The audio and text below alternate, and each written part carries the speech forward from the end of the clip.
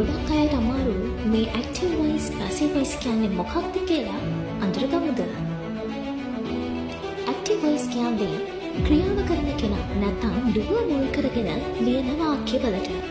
වාක්‍යයක් ගත්තොත් වාක්‍යයේ ප්‍රධාන කොටස් තුනකට බෙදෙනවා.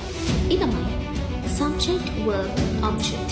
ඒ කියන්නේ ක්‍රියාව කරන කෙනා ක්‍රියාව සහ ක්‍රියාවට ලක් වෙන දේ කියන එක. බලන්නකෝ example එක දිහා. The teacher explains the lesson. ඔය වාක්‍යයේ the teacher තමයි subject එක. ඒ කියන්නේ ක්‍රියාව කරන කෙනා. explains කියන්නේ ක්‍රියාව. the lesson කියන්නේ object එක. ඒ කියන්නේ ක්‍රියාවට ලක් වෙන දේ.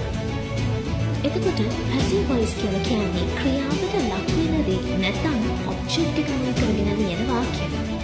passive voice වලින් මුලින්ම ඔයාලා අඳුරගන්න ඕනේ object එක. ඒ object එකට අනුව තමයි be verb එකයි ක්‍රියාපදයේ තියන්න ඕනේ.